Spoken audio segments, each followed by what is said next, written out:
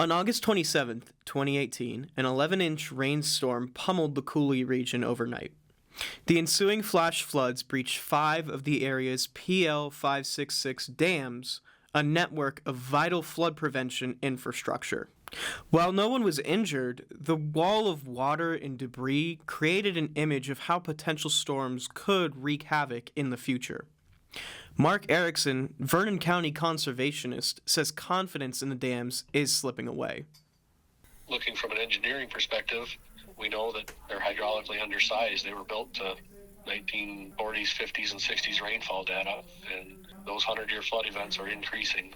So we are stuck between a rock and a hard place, and Vernon County certainly doesn't have the funding to repair, operate, and maintain dams on their own without federal dollars supporting us.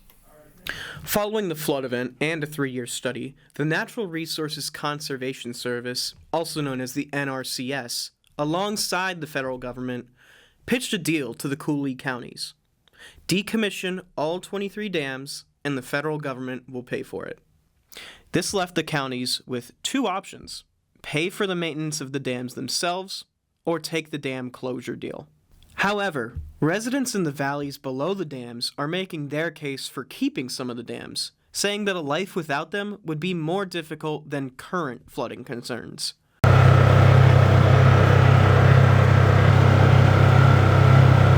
My name is Dave Egan. I am a 3rd-generation, now organic dairy farmer. And we're standing on the Dowland Dam that breached against that hillside in 1978. And it washed cars 2 miles down the stream. So we know that water is a terrible force to try and control. But I've been saying, and I'll continue to say, that there is no protection from flash flooding like a 40-foot high earthen dam.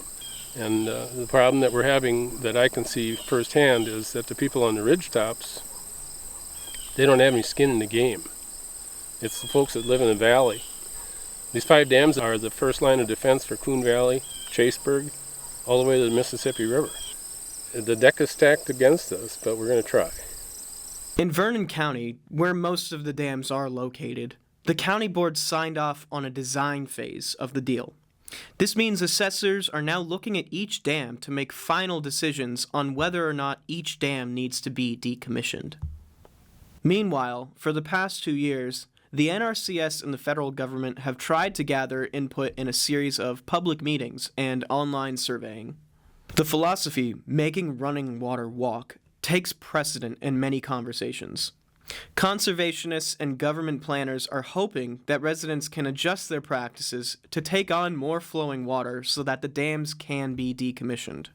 To the residents that are more worried about flooding, that, yes, it's probably going to happen. It's definitely going to flood again. It's going to come quicker, but it's going to leave sooner too with the dams gone. There's a large portion of Vernon County that isn't protected by any flood control dams. So people have been living and doing their thing without these dams in certain watersheds for longer than they have with them. County board members will have the final say on what dams stay and which ones are retired in January 2026, the end of the 18-month design phase.